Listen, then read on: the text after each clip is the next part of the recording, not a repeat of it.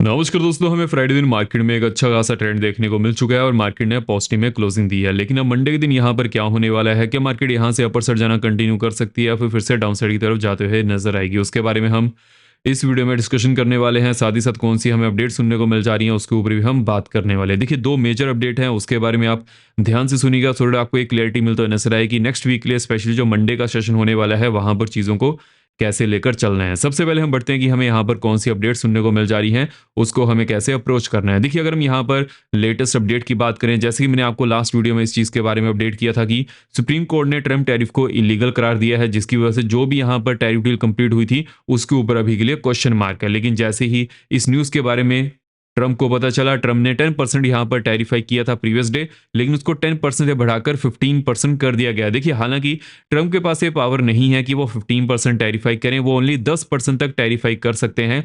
लेकिन उन्होंने ये कहा है कि वो फिर भी कुछ ना कुछ यहाँ पर पावर्स का यूज करके इसको 15% तक करने वाले हैं, जिसकी वजह से जो मार्केट में हमें पॉजिटिविटी देखने को मिल जा रही थी वहां पर कुछ ज्यादा इंपैक्ट इस न्यूज की वजह से देखने को मिलेगा, इसकी पॉसिबिलिटी थोड़ा कम है। हाँ, थोड़ा बहुत मार्केट में यहाँ पर पॉजिटिव सिनेरियो बन सकता है, बिकॉज अगर हम यहाँ पर यूएस और इंडिया की टैरिफ डील की बात करें तो वो 18% के आसपास है, फिर भी यहाँ पर 3% की कमी ही देखने को मिल जा रही है। लेकिन एक चीज के ऊपर फोकस करना है, जो नेक्स्ट न्यूज है मार्केट के लिए वो ज्यादा इंपॉर्टेंट होने वाली है।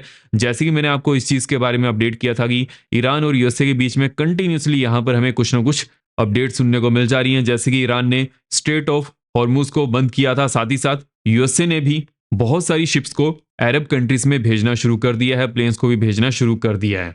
अब देखिए, यहां पर यूएसए का क्या मानना है कि जो ईरान है इस यूएस मिलिट्री बिल्डअप की वजह से भी अभी तक के लिए सीखने को तैयार नहीं है कि वो क्या गलती यहां पर कर रहे हैं। लेकिन अगर हम ईरान की बात करेंगे, ईरान का इसके ऊपर क्या कहना है। देखिए, ईरान ने डायरेक्टली यहां पर कहा है कि हम यूएसए का मुकाबला करने के लिए तैयार हैं। लेकिन अगर हम यहाँ पर ओवरऑल सिनेरियो की तरफ बढ़े कि अभी के लिए सिनेरियो क्या बनकर आ रहा है, देखिए जो अदर अरब कंट्रीज हैं वो ये नहीं चाहती हैं, बिकॉज अगर ऐसा होता है उस समय अरब कंट्रीज में इंस्टेबिलिटी देखने को मिल सकती है। एंड जैसे कि हमें पता है अरब कंट्री में बहुत ही ज्यादा डेमोक्रेटिक कंट्रीज हैं, मोस्ट ऑफ टाइम वहां पर किंग ही रूल करता है। अगर ऐसी कुछ भी सिचुएशन बनती है उस समय किंग को सबसे ज्यादा खतरा बन जाता है, या तो फिर उसको हटा दिया जाएगा, कोई और किंग बन जाएगा, या तो फिर वहां पर डेमोक्रेसी आ जाएगी जो कि वो उसके खिलाफ है। बिकॉज अगर डेमोक्रेसी अरब कंट्रीज में आती है तो उस समय किंग्स रूल नहीं रहेगा, उनकी जो पावर है वो बहुत ज्यादा कम हो सकती है, जिसकी वजह से अभी के लिए बहुत सारी अरब कंट्रीज यूएसए को मनाने में तुली हुई हैं कि आपको यहां पर कोई भी मिलिट्री कार्रवाई नहीं करनी है, जिसकी वजह से अदर कंट्रीज में भी सिविल वॉर जैसी सिचुएशन बन सकती है। तो ये चीज आपको बहुत ही अच्छी तरह से लेकर चलनी है, ध्यान में रखकर चलनी है, बिकॉज ऐसा हमने पहले भी देख चुके हैं। जब भी किसी भी अरब कंट्री में कुछ भी ऐसा होता है उस समय जो अदर अरब कंट्रीज हैं वहां पर भी डर देखने को मिल जाता है, उनके जो रूलर्स हैं उनके मन में यहाँ पर डर बैठ जाता है। अब देखते हैं यहाँ पर यूएसए क्या करता है। देखिए, मेरा यहाँ पर यह मानना है यूएसए अभी के लिए कुछ ना कुछ करने के लिए तैयार हो रहा है, बिकॉज अगर हम ट्रम्प की बात करें, ट्रम्प किसी की सुनता तो है नहीं। अब ट्रम्प यहां पर क्या करना चाहता है, जो भी यूएसए में उसके खिलाफ लोग हो चुके हैं उनको मनवाने के लिए, मानने के लिए, जो भी यूएसए के एक तरह के एनिमीज हैं, जैसे कि हम यहाँ पर ईरान की बात करें, उनको वो कोई ना कोई सबक यहाँ पर सिखाना चाहते हैं, जिसकी वजह से उनकी जो यूएसए में पॉपुलैरिटी कम हो चुकी है वो फिर से थोड़ी ना थोड़ी बढ़े। अब देखिए, यहाँ पर किस चीज के ऊपर फोकस करना है कि ट्रम्प क्या डिसीजन ईरान के ऊपर लेते हैं। मेरा यहाँ पर क्या मानना है, ईरान के ऊपर अगर वो मिलिट्री कार्रवाई कुछ भी करते हैं उस समय तो यहाँ पर सिचुएशन थोड़ी घबरा सकती है, स्पेशली जो क्रूड ऑयल है वो वहां पर हमें बहुत ही ज्यादा एकदम से जंप देखने को मिल सकता है। हालांकि अगर हम ईरान की बात करें, ईरान ओपन मार्केट में इतना ज्यादा क्रूड ऑयल नहीं बेच सकता है because of the USA sanction, जिसकी वजह से ओवरऑल जो हमें क्रूड ऑयल में भी जंप देखने को मिलेगा किसी हद तक ही देखने को मिलेगा, उसके बाद क्रूड ऑयल में भी ज्यादा जंप देखने को नहीं मिलेगा। बिकॉज अगर ओपन मार्केट में ईरान अच्छी तरह से क्रूड ऑयल को बेच नहीं पाता है तो उस समय जो क्रूड ऑयल का प्राइस है वहां पर हमें कुछ ज्यादा गिरावट या फिर बढ़ोतरी देखने को नहीं मिलती है।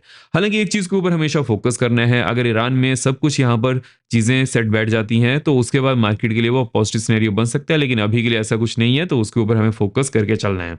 जैसे कि हमने इस चीज को डिस्कस किया था कि जो यूएस की सुप्रीम कोर्ट है उन्होंने जो ट्रम्प के टैरिफ हैं उसके ऊपर बैन लगाया है, उसको इलीगल करार दिया। लेकिन देखिए, ट्रम्प के पास बहुत सारी ऐसी पावर्स हैं जहां पर वो उनका यूज करने के बाद 10% वो टैरिफाई कर सकते हैं। एंड जैसे कि उन्होंने अपडेट किया कि वो 15% तक भी टैरिफाई करने वाले हैं, विच मींस कि ट्रम्प यहां पर पूरी कोशिश करने वाले हैं कि सभी कंट्रीज के ऊपर कुछ ना कुछ टैरिफाई किया जाए।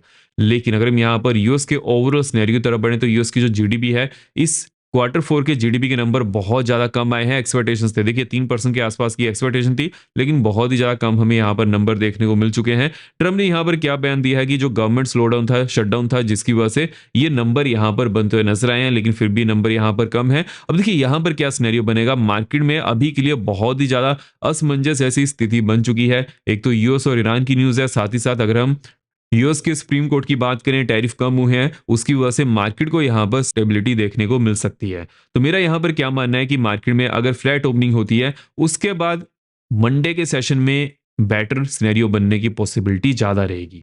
लेकिन अगर मार्केट बहुत ही ज़्यादा प्रीवियस क्लोजिंग से बाहर ओपन करती है, उस समय मार्केट उतना ही वहां पर रेंज मोड रहने वाली है। हालांकि हम जोन्स को आगे डिस्कस करने वाले हैं, उससे पहले अगर हम यहाँ पर एफआईस के डाटा की बात करें, देखिए एफआईस का मंडे के दिन यहाँ पर जो डाटा होने वाला है, उसका इंपैक्ट हमें पूरे वीक में देखने को मिल सकता है। विच मीन्स कि अगर मान लीजिए कि मंडे दिन एफआईस यहाँ पर रेड में डाटा शो करते हैं, तो उस समय जो ये वीक होने वाला है, वहां पर हमें ओवरऑल रेड में ही डाटा देखने को मिल सकता है। बिकॉज मंडे के दिन ये डिसाइड होने वाला है कि एफआईस अभी के लिए क्या करने वाले हैं। क्या वो चाइना की तरफ जाना ज़्यादा प्रेफर करेंगे, अरब कंट्रीज में जाना ज़्यादा प्रेफर करेंगे, या फिर वो इंडिया में आना ज़्यादा प्रेफर कर सकते हैं। इसलिए हमें इस चीज़ के ऊपर फोकस करना है। जैसे ही यहाँ पर नंबर आएंगे वो तो चलिए हम डिस्कस करने वाले हैं। अगर हम क्रिप्टो की बात करें, स्पेशली अगर हम यहाँ पर गोल्ड की बात करें, कमोडिटी की बात करें, तो कमोडिटी में हमें अच्छा खासा यहाँ पर जंप देखने को मिल चुका था। उसके बाद कमोडिटी यहाँ पर ही होवर करते हुए नजर आ रही है। बिकॉज अभी के लिए ट्रंप की तरफ से और क्या बयान सुनने को मिलता है, उसके ऊपर यहाँ पर हमें दबाव देखने को मिल जा रहा है। जो कमोडिटी के प्राइसेस हैं वो स्टेबल हैं या तो फिर वो बढ़ रहे हैं। अब यहाँ पर गोल्ड में किस चीज़ के ऊपर फोकस करना है, जैसे कि हमने इन जोन्स को यहाँ पर डिस्कस किया था, अभी के लिए 5125 के ऊपर अगर हमें 15 मिनट कैंडल पर क्लोजिंग देखने को मिल जाती है, नेक्स्ट जोन यहाँ पर 5145 की होने वाली है। उसके बाद नेक्स्ट जोन यहाँ पर 5175 की देखने को मिल सकती है। लोअर एंड की बात कर लेते हैं कि लोअर एंड में कौन सी इंपॉर्टेंट जोन्स है, उसको हमें कैसे लेकर चलना है। 5110 के नीचे अगर मार्केट जाती है, डाउन साइड में नेक्स्ट जोन यहाँ पर 5095 की होने वाली है। उसके बाद नेक्स्ट जोन ऑलमोस्ट 5072 की देखने को मिल सकती है। अगर हम क्रिप्टो की बात करेंगे, क्रिप्टो में कौन सी इंपॉर्टेंट जोन्स है, देखिए क्रिप्टो में अभी के लिए हमें एक काइंड ऑफ अरेंजमेंट सिनेरियो देखने को मिल जा रहा है, लेकिन प्रीवियसली क्रिप्टो यहाँ से कुछ अपर साइड की तरफ भी जाते हुए नजर आया। अब यहाँ पर किन जोन्स के ऊपर फोकस करना है, 68,250, अगर 68,250 के ऊपर on the 15 minute time frame market close करती है, नेक्स्ट यहाँ पर ऑलमोस्ट 700 की होने वाली है। उसके बाद नेक्स्ट यहाँ पर 69,350 की देखने को मिल सकती है। लोअर एंड की बात कर लेते हैं, लोअर एंड में 67,800 के नीचे अगर मार्केट जाती है और इसके नीचे 15 मिनट कैंडल क्लोज करती है, डाउन साइड में नेक्स्ट यहाँ पर 67,200 की होने वाली है। उसके बाद नेक्स्ट यहाँ पर ऑलमोस्ट 66,350 की देखने को मिल सकती है। तो इन सभी जोन्स के ऊपर हमें अच्छी तरह से फोकस करके चलना है, ध्यान से देखिएगा इन जोन्स को। एंड अगर जिसको भी क्रिप्टो या फिर कमोडिटी में इंटरेस्ट है, तो कॉइनडिस्क का लिंक मैंने डिस्क्रिप्शन बॉक्स में दिया हुआ है, वहां से आप चेकआउट कर सकते हैं। और अभी के लिए यहाँ पर यूएस स्टॉक में भी फ्यूचर में ट्रेडिंग की जा सकती है, उसका भी फायदा उठा सकते हैं। बिकॉज अभी के लिए यूएस मार्केट में हमें फिर भी मोमेंटम देखने को मिल जा रहा है, तो उसका भी आप फायदा उठा सकते हैं। डिस्क्रिप्शन बॉक्स में दिए गए लिंक से अकाउंट ओपन करिएगा, उसके बारे में मुझे अपडेट कर दीजिएगा। ग्रुप में मैंने आईडी दी हुई है, वहां पर आप मुझे मैसेज कर सकते हैं। अगर हम यहाँ पर नेक्स्ट अपडेट की तरफ बढ़े, देखिए नेक्स्ट अपडेट हमारे पास यहाँ पर यूएस मार्केट से ही आने वाली है। बिकॉज जो इनिशियल जॉबलेस क्लेम डाटा है, साथ ही साथ जो पीपीआई डाटा है, उसके ऊपर मेरा फोकस होने वाला है। जैसे ही वहां से हमें कुछ नई अपडेट मिलती है, वो तो चलिए हम डिस्कस करने वाले हैं। तो अभी के लिए हमें यहाँ पर किन जोन्स के ऊपर फोकस करना है, उसके बारे में बात कर लेते हैं।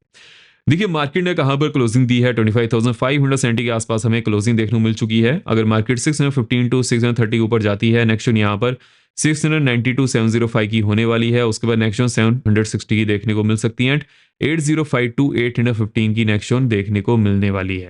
हालांकि जब भी मार्केट इस जोन के आसपास आएगी तो वहां पर रेजिस्टेंस फेस कर सकती है, तो इस चीज के ऊपर फोकस करके चलना है। लोअर एंड की बात कर लेते हैं। देखिए लोअर एंड में अगर मार्केट 530 के नीचे जाती है, डाउन साइड में नेक्स्ट यहाँ पर 455 की होने वाली है। उसके बाद नेक्स्ट 375 एंड 310 की देखने को मिल सकती है।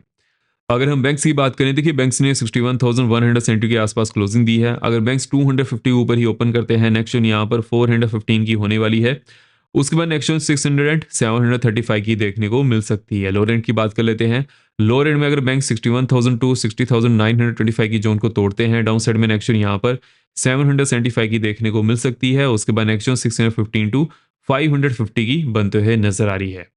देखिए जैसा हमें मार्केट में यहाँ पर सिनेरियो देखने को मिल जा रहा है, जो ओवरऑल मार्केट यहाँ पर मूव करते हुए नजर आ रही है, एक दो चीज़ों क्लियर है कि मार्केट यहाँ पर अगर इसी जोन के आसपास रहती है तो रेंज फाउंड होने वाली है। जैसे इन जोन्स को तोड़ेगी, उसके बाद यहाँ पर मोमेंटम मिलने की पॉसिबिलिटी बनने वाली है। एंड साथ ही साथ अगर मार्केट बहुत ज़्यादा प्रीवियस क्लोजिंग से दूर ओपन करती है, उतने ही वहां पर रेंज बाउंड सिनेरियो देखने को मिल सकता है।